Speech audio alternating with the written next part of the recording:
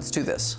Hello there, welcome to the first of what I hope to be many breakdown episodes where on this channel I release a short film essentially, and then a couple days or weeks or whenever I find the time, I release a kind of an analysis, a breakdown, and kind of a retrospective on what was done, what could have been done better, and my thought process in the making of a video. So without any further ado, let's have a quick cup and then let's get into Hayden Calnin's We Got Gods to Blame fan music video, I think is what we'll call it.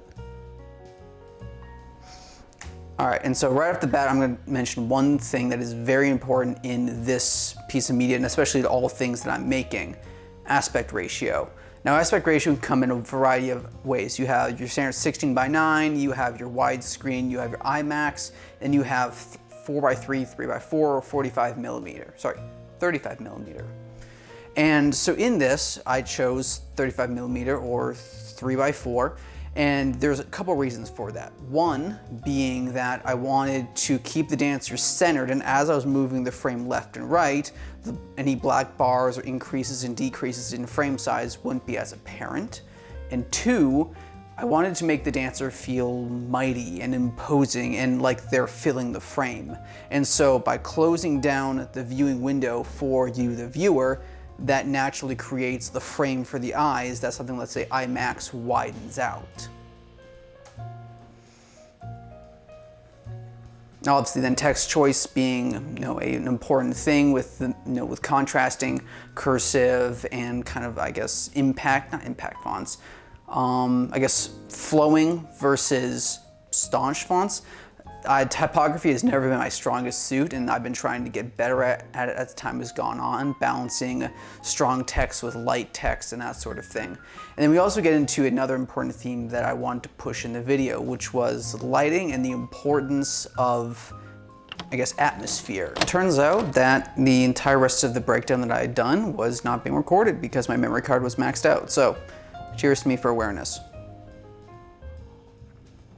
Anyway, so visual storytelling, lighting, aspect ratios. Cool, we now introduced the text. We've introduced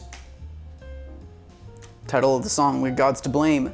This is a title that holds meaning, obviously, with it being the title of the song that we are, dancing to, or that we're interpreting, but also there is a symbolic meaning that is introduced in this video that it becomes apparent throughout, of guilt and identity and themes that really, kind of weigh heavy on the soul.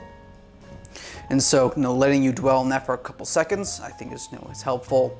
And one thing that I was, struggling with in making this video was, well, how long do I make the intro? I like building ideas and themes and introducing the viewer to what's going to happen throughout the course of the video for, let's say, 30 to 45 seconds. But none of that is incentivized on social media platforms. They like things to be quick, they like things to be sharp, and you can see by your own viewership analytical rates that most people drop off after about 30 seconds if they don't think something is really happening. So the whole intro that I was hoping to do got condensed into essentially 13 seconds, with showing you the lighting, the visual style, the movement, and the text that all becomes apparent. And then also we jump into immediately one theme that I really wanted to challenge myself with was color grading. In Premiere Pro, color grading is not the easiest or most clear thing, and I really do not like it. So I wanted to challenge myself and actually try out two different things. One being a black and white color grade. My start was in a 35 millimeter film, and so part of me was paying homage to that look. Also with the aspect ratio combining with this look as well. But then also kind of showing the increased trauma and tension that the dancer is feeling in this video, shown by the color as well, from black and white to color, back to black and white. If you haven't watched the full video of We Got Gods to Blame, go and watch that and then watch this. This will make a whole lot more sense. All right, now we meet our dancer, Anna. Fantastic. And so now we're also introduced to our A and our B story. The A story we filmed first in the middle of summer on a blisteringly hot day, and this led to production ultimately being a bit rushed early on, as we kind of got 1 to 2 cover shots of the first 45 seconds of the song, and then we really backloaded the end with 4 or 5 takes or even complete different looks of the dance. And so the first part was a lot of me scrounging to find the right kind of look in the edit, and unfortunately led to 2 shots being repeated from other parts of the dance. I'll mention them when they come, but that was kind of one of the elements of just weather playing a huge factor in what was actually being done.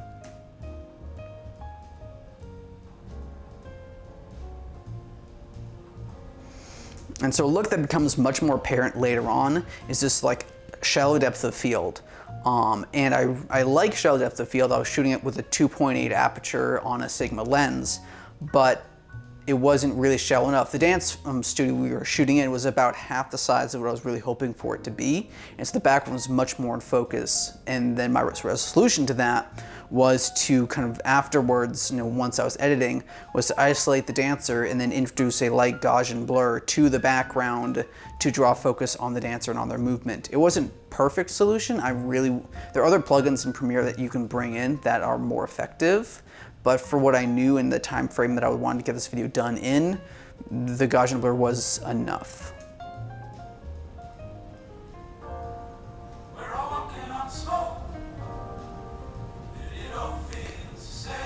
And one priority that I had for shooting with Anna, then also the former video that I did shooting with Abigail, was to really accentuate and showcase the skills of dancers. When dancers are dancing on stage, usually they're going for maybe 3.5, 4, 5 minutes even. And so to make my takes as long as possible to showcase the skills that they had was a real big priority of mine. But when I did choose to edit, when I was going to jump to another shot, do it on the beat, make it snappy so that you're moving right through the scene. One thing that is helpful in kind of shooting dance videos is to know the choreography beforehand if you're gonna have really involved camera movements.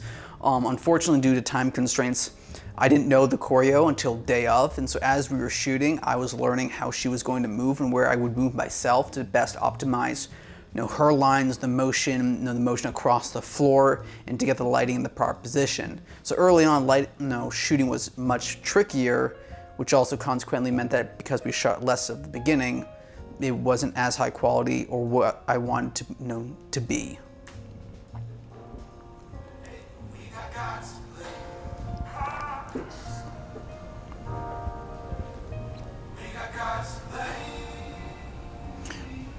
In this shot, I deliberately had her raise her leg up just at one point so I could place that backlight just behind her leg to get a nice little edge light on her. Boom. And so this now gets onto the part of frame rates, where we were shooting for her to be jumping or landing or hitting high points in the dance, along with beats in the song. But that didn't always exactly line up. And so by filming it at least in my case, I filmed at 30 frames per second, and that allowed me a little bit of flexibility to drop the speed of her movements down just enough so they would hit exactly on the money every single time. A lot of people advocate for 24 frames per second. I absolutely get it, it's the industry standard, but in this case, 30 frames seemed to work quite well.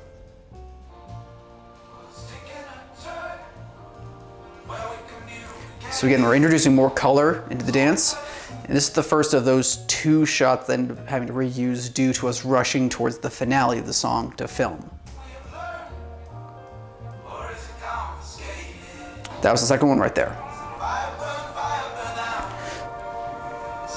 So this is a motion at a point where she's moving left to right on my screen, but unfortunately, because I accidentally flipped it, she starts moving now right to left. That's an error on my part. So this is the first of those long shots that I start to try to emphasize more and more as the dance goes on.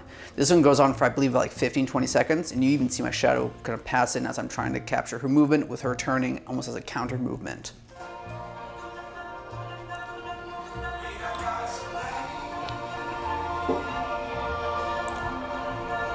Shadow passes. So now I'm trying to get myself into position so that I can optimize the movement of her hands, almost gesturing towards the viewer. It's in.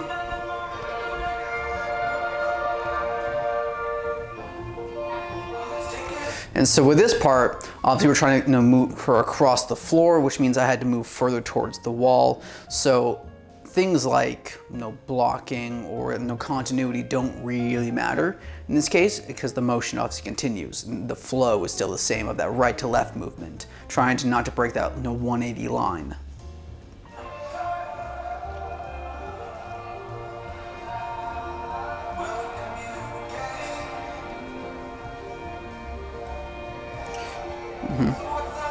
So at that point, it was simply, the shot was still good as I was filming her, but I realized it was a better angle in a cover shot that I'd done. So I had a quick transition in, she could use the movement, the lines kind of look better.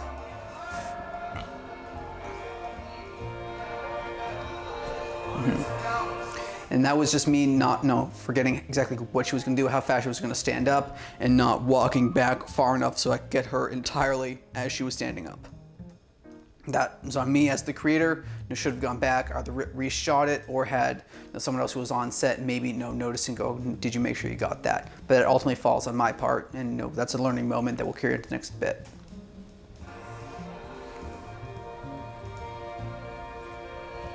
So this is the part where that 30 frames started to help a little bit. I wanted her to hit right on the beat so that we could jump into the next part. And I was able to slow it down to, I believe, 81%, so that as she fell, she falls, as we're going, she falls slower. And that was, me slowing the frames down just a little bit of time interpolation right there, 24. And so she was able to hit. And as we start to collide the A and the B story together, we start to try and match the motions. She falls on the ground, I'm focusing on the hair in the B story as she's going up. And she starts to move her hands, I'm focusing on hands. And the direction of the white was pretty important because again, we're struggling with identity, with blame, with guilt. And so kind of the white being kind of the climax, the visual difference. This was brought by Anna on day of shooting. I thought it was a great idea. That as she's struggling in the B story, we kind of see that struggle represented in her white.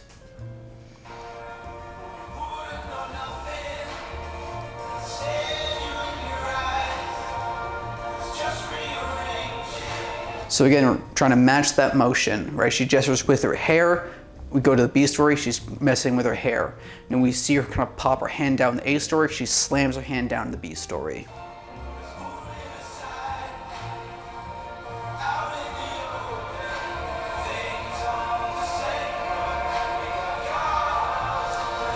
So with that part, I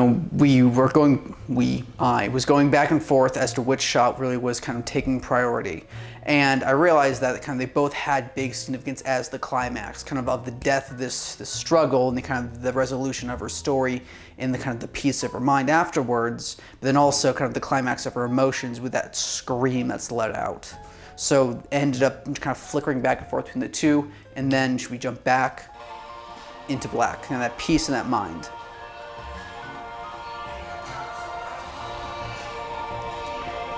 So again, this is where that 35mm aspect ratio really comes into play, because I'm trying to keep her as centered as possible. My keyframing afterwards, also while filming on the day of, but by sliding that frame around and with a closer view for the viewer, that becomes a lot easier process.